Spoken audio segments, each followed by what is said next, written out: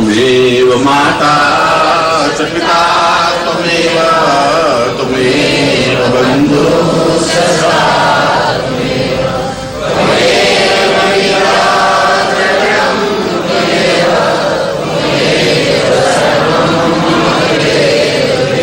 हरि त्वमेव माता च पिता त्वमेव बन्धुः सखा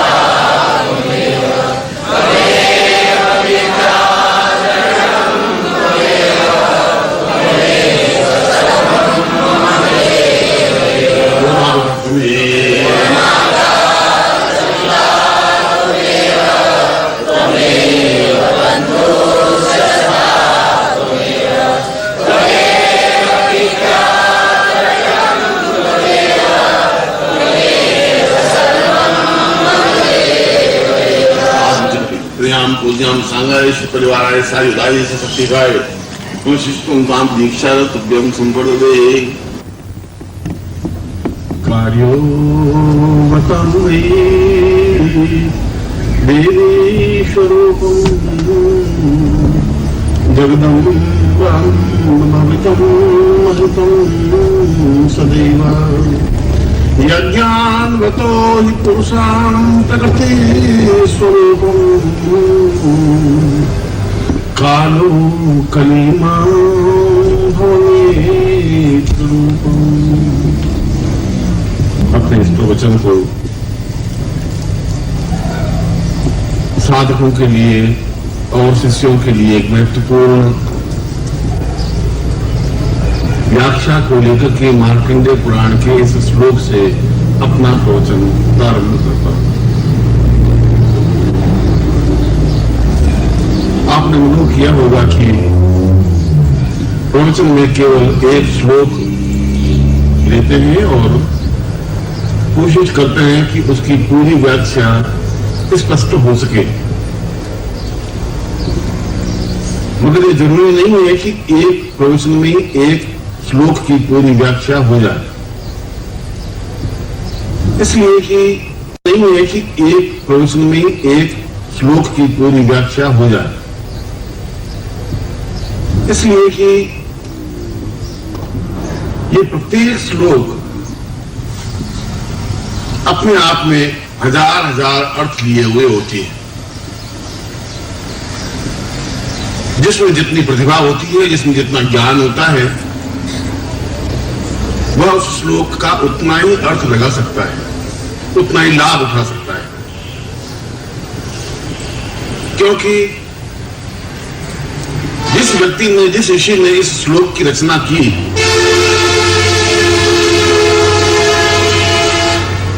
जब तक हम उस भाव भूमि पर नहीं पहुंचेंगे, उसके मानस तक नहीं पहुंचेंगे, उसकी बुद्धि तक नहीं पहुंचेंगे, उसके धरातल तक नहीं पहुंचेंगे, वह जो कुछ कहना चाहता है वहां तक हम अपने आप को नहीं पहुंचाएंगे तो उसके मूल अर्थ को भी नहीं समझेंगे। इसलिए कई बार आदमी कहता कुछ और है, उसका अर्थ कुछ और समझ में आते लगता है। मैं यदि आपको किशनलाल के बारे में बात कहूं और आप किशनलाल को जाके कहेंगे तो मेरे कहने में और आप जो किशनलाल को मेरी बात कहेंगे उसमें बहुत डिफरेंस हो जाएगा, टोन में, बात की शैली में, बात के प्रभाव में। इसलिए किसी भी श्लोक को पूर्णता के साथ नहीं समझा जा सकता। उसके लिए बहुत उच्च कोटि के ऋषि तुल्य जीवन की जरूरत होती है, उच्च कोटि के भाव भूमि की जरूरत होती है। कालिदास के श्लोक मेघदूत के और शाकुंतलम के पढ़ने से कुछ समझ में नहीं आ सकता, केवल पढ़ सकते हैं। जिस क्षण हम कालिदास की भवभूति तक पहुंचते हैं, उसके चिंतन तक पहुंचते हैं, उसने जो कुछ वर्णन किया है, एक प्रीतमा अपने प्रेमी को एक पत्र लिखती है और उसके पास कोई माध्यम नहीं है और मेघ को, बादल को दूत बनाती है, संदेश वाहक बनाती है, और वह क्या लिखती है, केवल इतना सा वर्णन मेघदूत में है। तो बहुत बड़ी बात नहीं,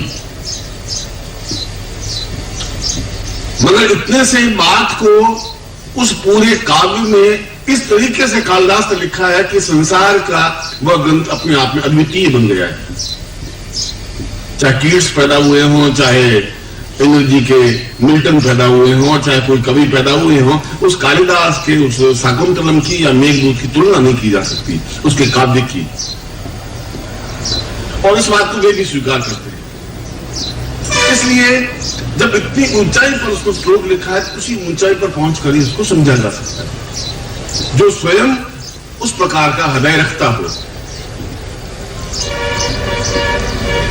एक भावुक व्यक्ति जिसका हृदय खुला हुआ है, जिसका हृदय है, जिसके हृदय में चेतना है, प्रतिबिंब है, जिसकी भावना है, वह सुबह उठता है और बगीचे में खड़ा होता है और एक गुलाब की झूमती हुई डाली पर एक गुलाब के फूल को खिला हुआ देखता है और देख करके अत्यंत आह्लादित हो जाता है, खुशनुमा हो जाता है, देखता ही रह जाता है झूमते हुए गुलाब के पुष्प को, और उस गुलाब के पुष्प में उसको अपने प्रेमिका का चेहरा दिखाई देने लग जाता है, बातचीत करने लग जाता है। 1 घंटा बीत जाता है उस गुलाब के पुष्प से बातचीत करते हुए। एक अत्यंत आनंद और आह्लादित हो जाता है।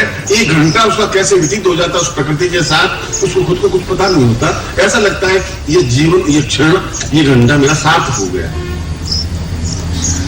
और वही अगर एक साइंटिस्ट, यदि एक भौतिक शास्त्री या रसायन शास्त्री या जैविक शास्त्री बगीचे में जाता है घूमते हुए, तो उस फूल को तोड़ देता है और तोड़ करके पंखुड़ियां निकाल देता है कि, और कहेगा कि इसमें नीचे पराग कण है और इसी से फ्लावर और फेंक देता है। चीज तो एक ही है,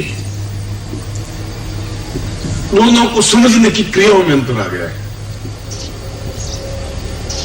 इसलिए मार्कंडेय के इस श्लोक को भी समझने की क्रिया के लिए हम उसी भावभूमि पर पहुंचना पड़ेगा। मार्कंडेय ने तो पूरा पुराण लिखा है, सैकड़ों हजारों श्लोक लिखे। इसलिए मैंने प्रवचन के प्रारंभ में कहा कि यह श्लोक मूल रूप से शायद उसमें यह प्रेरणा, ये चिंतन पैदा हुआ कि एक साधकों के लिए श्लोक होना चाहिए, कोई विचार होना चाहिए, एक भावना होनी चाहिए, एक शिष्यों के लिए एक मार्गदर्शन सा प्राप्त होना चाहिए। इसलिए कि शिष्य और गुरु का जो संबंध है वो एक अजीब संबंध है, जिसका दूसरे संबंध से तुलना नहीं कर सकते। माता और बेटे का, और पिता और पुत्र का संबंध, और भाई और बहन का संबंध, और प्रेमी और प्रेमिका का संबंध गुरु और शिष्य के संबंध से तुलना नहीं हो सकती। साधक और देवता और इष्ट और साधिका के आपस में संबंधों में भी तुलना नहीं हो सकती। वह तो उतना ही भाव चाहिए उसमें, उस साधक में, उस भाव के साथ में उस मंत्र को, उस तथ्य को स्वीकार करे। क्योंकि एक ही श्लोक में उन्होंने व्याख्या की है, एक ही श्लोक में समझाया है, एक ही श्लोक में मंत्र को छुपा के रख दिया है, और ये बता दिया है कि इस मंत्र का प्रभाव कितना अपने आप में अचूक, अद्वितीय होता है, और इसके साथ साथ हमारे जीवन में इस श्लोक की कितनी उपयोगिता है। क्योंकि जीवन को उपयोगी बनाने के लिए, जीवन को आनंद युक्त बनाने के लिए आपके और मेरे जीवन में अंतर होगा। आपके जीवन जीने की शैली और मेरे जीवन जीने की शैली अलग होगी। मैं अलग स्टाइल से जीवन जीता रहूंगा, आप अलग स्टाइल से जीवन जीते होंगे। जैसा कि मैंने बताया, वो साइंटिस्ट अलग ढंग से गुलाब के फूल को देखता है, वही कवि एक अलग ढंग से गुलाब के फूल को देखता है। दोनों के आंख एक ही है, चीज एक ही है, देखने का तरीका अलग है, चिंतन अलग है।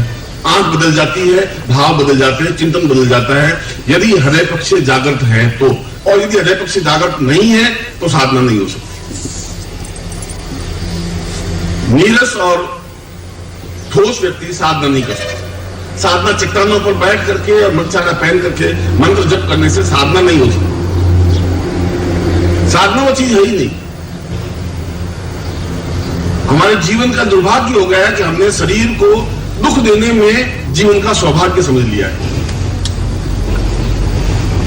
ये हमारे जीवन की विडंबना रही है। हमने अपने शरीर को शरीर माना ही नहीं, और ये सब जो कुछ अत्याचार अन्याचार हुए, ये सब बुद्ध युग के बाद आया। महावीर स्वामी ने कहा भूखा रहना चाहिए, उपवास करना चाहिए, व्रत करना चाहिए, और उसके बाद सैकड़ों पूर्णिमासी की कथा और एकादशी की कथाएं और एकादश कथाएं और सती माता की कथा लिखी गई कि उसने 21 दिन का निर्जल व्रत किया और निर्जल व्रत करने से भगवती जब एकदम प्रकट हो गई का मान, और उसने मानना शुरू कर दिया। उसने 11 दिन का निर्जल व्रत कर दिया और उसका इफेक्ट ये हुआ। महावीर स्वामी के सामने तो मैं तो जैन धर्म की भी उतनी प्रशंसा करता हूँ जितनी मेरे हिंदू धर्म की प्रशंसा है, जितना मुस्लिम धर्म की प्रशंसा है, जितना बौद्ध धर्म की प्रशंसा है। उनके प्रति भी मेरा उतना ही रिस्पेक्ट, सम्मान है, महावीर के प्रति भी, बुद्ध के प्रति भी। मगर महावीर स्वामी भी एक इतिहास पुरुष थे, बुद्ध भी अपने आप में इतिहास थे। भगवान तो हमने बना दिया उनको। राम और कृष्ण भी अपने आप में इतिहास में एक पैदा हुए व्यक्ति, राजा के पुत्र थे, अहीर के पुत्र थे। हमने अपने एक स्वभाव रहा है कि जब हम मर जाते हैं या मृत्यु को प्राप्त हो जाते हैं तो पूर्वजों को बड़ा सम्मान देते हैं, ताजमहल बना देते हैं, मरने के बाद स्टेचू बना देते हैं, उनकी और लंबे चौड़े उनके कर देते हैं। जिंदे जी उसको हम सम्मान नहीं दे पाते। उनकी जीवन की पद्धति, उनके जीवन की शैली एक अलग रही होगी। महावीर स्वामी के सामने कुछ ऐसी स्थितियां रही होंगी कि 48 दिन तक भूखे रहे और सुजाता के हाथ से खीर लेकर के अन्न को ग्रहण किया या प्राणों को स्वीकार किया। मगर इसका मतलब ये नहीं है कि अब आप 48 दिन भूखे रहने से ही परमहंस की प्राप्ति हो जाएगी, केवल्य की प्राप्ति हो जाएगी।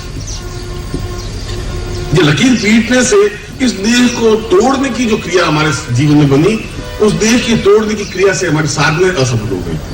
साधना में ताकत नहीं रही, शरीर में ताकत नहीं रही। जब शरीर में ताकत नहीं होगी तो साधना बन नहीं सकती। अगर आपने औरतों को देखा होगा तो कभी 2 दिन का व्रत करती है, कभी 5 दिन का व्रत करती है, कभी 8 दिन का व्रत करती है, कभी 3 दिन एकादशी कर देती है, कभी निर्जला दिन पानी नहीं पीती है, कभी 5 दिन गुजरात में 11 दिन तक दूध पे जिंदा रहती है, कभी क्या करती हैं। और साधुओं को देखा होगा तो 5 तरफ अग्नि जला देते हैं, अग्नि जला करके बीच में बैठ जाते हैं, इधर भी अग्नि जल रही है। और सर्दी की ऋतु होगी तो पानी में खड़े होकर साधना करेंगे, गर्मी की ऋतु होगी तो अग्नि के बीच में बैठ करके साधना करेंगे, अंगारे ऊपर छत के ऊपर रख देंगे, सिर के ऊपर अंगार रख करके साधना करेंगे। ये सब कुछ एक चमत्कार तो हो सकता है। जब सांप को यूं लटका करके तो मैं आपको बता सकता हूं, देखो मैंने जिंदा सांप लटका दिया, मगर साधना का इससे कहीं कोई संबंध नहीं है। शास्त्र में ऐसा कोई संबंध नहीं है। शास्त्र ऐसी बात स्वीकार नहीं करता।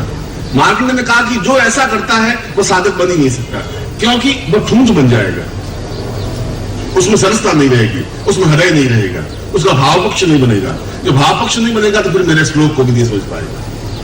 जो भाव पक्ष नहीं बनेगा तो प्रकृति को भी नहीं समझ पाएगा, आनंद नहीं ले पाएगा, न नृत्य में, न संगीत में, न गीत में, न गायन में, न जीवन में, न पद्धति में। ऐसा सूखा और नीरस जीवन आने वाले साधकों का, शिष्यों का होगा, ऐसा उसने कहा होगा। इसलिए होगा कि जब कुछ नहीं जानकारी है तो ये जानकारी है। जब आपको क्या कुछ ज्ञान नहीं, नदी में खड़े होकर के आप मंत्र जाप कर रहे हैं।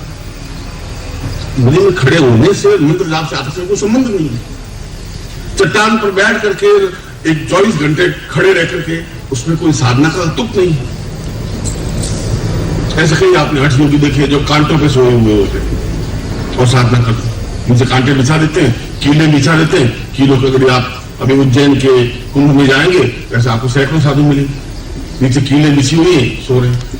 और हम बड़े चमत्कार, 3 साधु बहुत कीलों पे सोया हुआ है। कीलों पे सोया हुआ साधु अपने आप में साधु नहीं है, वो एक अजायब घर है, एक चमत्कार है। साधना का उससे कोई संबंध नहीं है। मैं आपके मानस के जो धुंध के पर्दे थे उनको दूर करने की कोशिश करता हूं कि शरीर को तोड़ने से और शरीर को सुखा देना जीवन का सौभाग्य नहीं है, ये साधना नहीं है। जीवन को अत्यंत आनंद युक्त बना देना जीवन की परिभाषा है। हमारे प्राण, जिनको हमने ब्रह्म कहा है, अहम ब्रह्मास्मि, प्राणो वै रसः, प्राण ही रस है, प्राण जीवन है, प्राण आत्मा है, प्राण बिंदु है। प्राण है तो सब कुछ जीवन की क्रिया है। और उन प्राणों की जो 4 दीवारी एक शरीर बनाया है, उस मंदिर की 4 दीवारी कोई हम तोड़ देंगे तो मंदिर टूट जाएगा। इसलिए जीवन की जो शतायु आयु की जो हमारी आयुष आशीर्वाद होता था ब्राह्मणों का कि 100 साल तक जिंदा रहे, वो आशीर्वाद समाप्त हो। उन्होंने खुद ने शरीर को तोड़ा। ओम परम तत्वाय नारायणाय गुरुभ्यो नमः।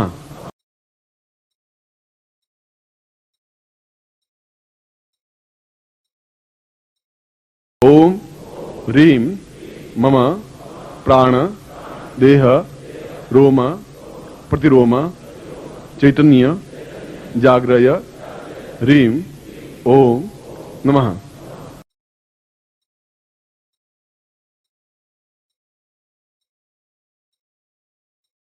ओम भूर्भुवः स्वः तत्सवितुर्वरेण्यं भर्गो देवस्य धीमहि धियो यो नः प्रचोदयात्।